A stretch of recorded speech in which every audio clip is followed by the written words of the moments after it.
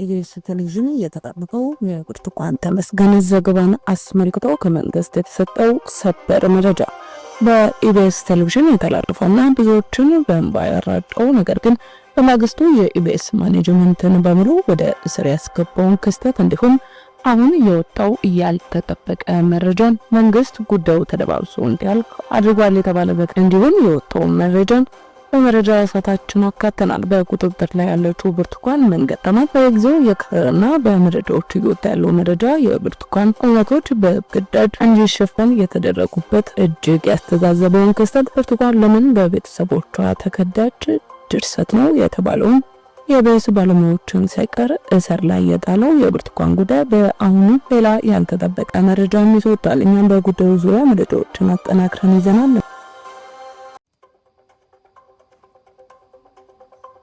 ሀገራችን ላይ ዛሬም አሳዛኝ ክስተት ተፈጥሯል። ከየአቅጣጫው አጠገባቸው ባሉ ሰዎች የሚሞቱ ሰዎች ቁጥርም ዛሬም አሳሳቢ ሆኗል። እንተቀን በፍቅር ግንኙነት መቀጠል አንፈልግም በማለት የገደላት ግለሰብን ጉዳይ ማስመልክቶ የወጣውን መረጃም አካተናል። ወደ ዛሬ ቀደም መረጃዎችን ስናል በኢቢኤስ ቴሌቪዥን የተላለፈውና የብርቱካን ተመስገን ሐሰተኛ መረጃ ኢትዮጵያ የግጭትና የትርምስ ማዕከል ለማድረግ ያለመ ነው ሲሉ በሕዝብ ተወካዮች ምክር ቤት የመንግስት ዋና ተጠሪ ሚኒስትር ተስፋዬ በልጅጌ ዶክተር ተናገሩ። የጋራ እሴትን የሚሸረሽር ነጠላ ትርክት በማህበራዊ ሚዲያ እየተስፋፋ በመሆኑ ህዝቡ ሊጠነቀቅ ይገባል ብለዋል። በህዝብ ተወካዮች ምክር ቤት የመንግስት ዋና ተጠሪ ሚኒስትር ተስፋዬ በልጅጌ ዶክተር በኢቢኤስ ቴሌቪዥን የተላለፈው የብርቱካን ተመስገን ጉዳይን አስመልክቶ በሰጡት ማብራሪያ በወጣት ብርቱካን የተሰራው ድራማ ህዝብን ለማጋጨት ታስቦ ጠላቶች ያፈጠሩት የውሸት ትርክት ነው ብለዋል። የኢትዮጵያ አንድነትና እድገት የማይፈልጉ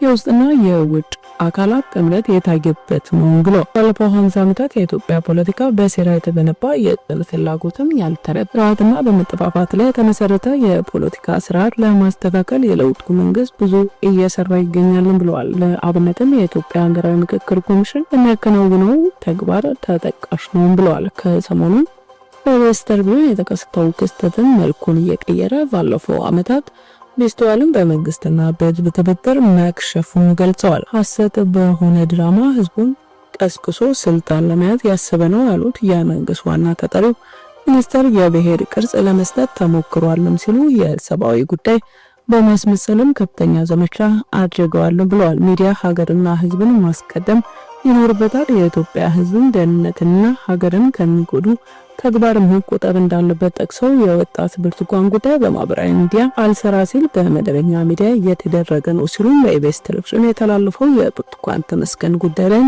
የውስጥና የውጭ አካላት እንዳሉበት ገልጸዋል። በዚህ ጋር ተያይዞ ሌላ ባለ መረጃ ወጥቷል። ይህን መረጃ በብርቱካን አንደበት የተነገረው ታሪክ የብዙ ኢትዮጵያውያንን ሀዘን የቀሰቀሰ በውስጣችን ያለውን ቁጭት በደም መተካትና መከፋት ያስታወሰ የሴቶች እህቶቻችንን ቁስል እንደገና የቀሰቀሰ ነው ሲሉ ጋዜጠኛ ተስፋዬ ወልደስላሴ ታሪኩ እንደሰማን የተሰማን አሁንም ድረስ የሚሰማን ከዚህ ጥልቅ ከሆነ ሀዘን የተለየ አይደለም ብለዋል። በጠቅላይ ሚኒስትሩ አገዛዝ ቁጥጥር ስር በሚገኙ ሚዲያዎች ሲሉም ከአገዛዙ በሚወስዱት ቀድሞውኑ የአንድን ኢትዮጵያዊ በተለይም የአማራ ሴቶች ቁስል ለማይሰማቸውና ሁሌም በሚሰፍሩላቸው ቀለብ ልክ በሚጮሁ አፈኞች የተነገረው ደግሞ እጅግ አደናጋሪና አወናባጅ ነው ብል ሲሉም ከሰው ያበይ ውሸትና ማደናገር መሆኑን ለኢትዮጵያ ሕዝብ ለማሳወቅ እኛ መጻፍ ወይም መናገር አያስፈልገንም ያሉት ዜጎችን መጠበቅ ሲገባው ለፖለቲካ ትርፍ ማግኘት እንዲውል ለማድረግ ባሰቃቂ ሁኔታ እንዲጠቁ ካደረገን በኋላ የደረሰባቸውን በደል እንዳይጋለጥ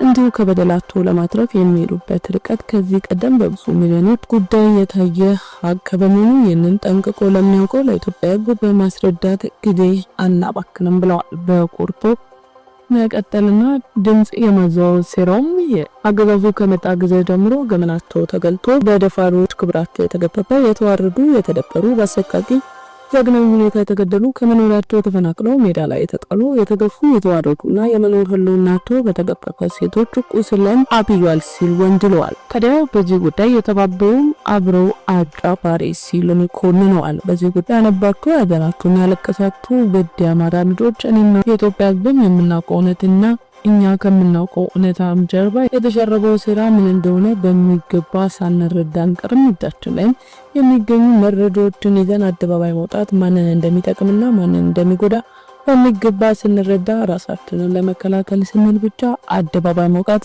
አሁን ተመራጭ ሆኖ ስላላገኘው በቤታችን አለን ሲሉ ሁሌም ቢሆን ከራሳችን ይልቅ የሚያሳስበን ብዙ ዋጋ የከፈልንበት የአማራ ትግልና የህዝቡ ቁስልና ጉዳት ነው። ከዚህ ቀድሞ አሁን ወደፊትም የህዝባችን ጉዳይ ያሳስበናል። ልክ እንደኛውም ሁሉ ይህን የሚያስጨንቃችሁ ብዙዎቻችሁ አገዛዙ እየሰራ ካለው ድራማ ጀርባ ያለውን እውነትም እንደሆነ ለማወቅ ያላችሁን ፍላጎት አሳይታችኋልና በእኛ በኩል እጃችን ያለውን መረጃ በአግባቡ ሰንደን ጉዳዩን አጣርተንና መርምረንም ስንጨርስ ይፋ እናደርጋለን ሲሉ በጉዳዩ ላይ ያላቸውን ቁርጠኝነትን አሳይተዋል። ለራኑ በሚሉ ዜጎች ስቃይ ለሚቆምር ኢትዮጵያ በታሪኳ አይታ ለማታውቀው ጨካኝ አፋሮች መቀለጃ እንዲሁም የምናይለው ታሪክ የለንም። እውነት ተሸፍና አትቀርም። የተሰቃዩ እህቶቻችን ታሪክ ቀኑ ሲደርስም በፍትህ አደባባይ ይወጣሉ። በጉዳቱ ደውትና ተባባሪዎችን የእጃቸውን ያገኛሉ ሲሉ በተረፈው ታሪክ ትባረዳቸዋለች ሲልም አስፍረዋል። በሌላኛው መረጃችን ደግሞ በሌለበት የእድሜ ልክ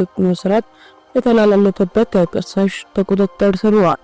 ከአንተ ጋር በፍቅር ግንኙነት መቀጠል አልፈልግም ብላኛለች በሚል ምክንያት በአንዲት ግለሰብ ላይ የግድያ ወንጀል የተጠቀመውና በሌለበት የእድሜ ልክ ጽኑ እስራት ቅጣት የተላለፈበት ተከሳሽ በቁጥጥር ስር ዋለ። ተከሳሹ ጌታቸው አለምፀሐይ ይባላል። የወንጀል ድርጊቱን የፈጸመው ጥር 2 ቀን 2011 ዓ.ም ሲሆን ከቀኑ 5 ሰዓት ገደማ በንፋስ ስልክ ላፍቶ ክፍለ ከተማ ወረዳ 2 ልዩ ቦታው ሰባ ህንጻ ላይ ነው። ከአዲስ አበባ ፖሊስ ወንጀል ምርመራ የተገኘው መረጃ እንደሚያመለክተው ተከሳሹ በ6ኛ ፎቅ ወደሚገኘው የክፍለ ከተማው የፋይናንስና ኢኮኖሚ ልማት ጽሕፈት ቤት ቢሮ ውስጥ በመግባት የፍቅር ጓደኛዬ ናት በሚላት መዓዛ ካሳ በተባለች ግለሰብ ላይ የግድያ ወንጀልን ፈጽሟል አልፈልግም ብላኛለች በሚል ምክንያት በመካከላቸው በተፈጠረ አለመግባባት ግለሰቧ በቢሮዋ ውስጥ እያሯሯጠ የተለያየ የሰውነት ክፍሏን በስለት በመውጋት ህይወቷን እንዲያልፍ ያደረገ ተከሳሽ ፖሊስ ቁጥጥር ስር ውሎም በሰውና በሰነድ ማስረጃ የምርመራ መዝገብ ተደራጅቶበታል። ጌታቸው የአለምፀሐይ ፖሊስ በተፈጣሪዎች ማረፊያ ቤት በነበረበት ወቅት በመምክንያት ወደ ሕክምና ተቋም ለመሄድ የካቲት 9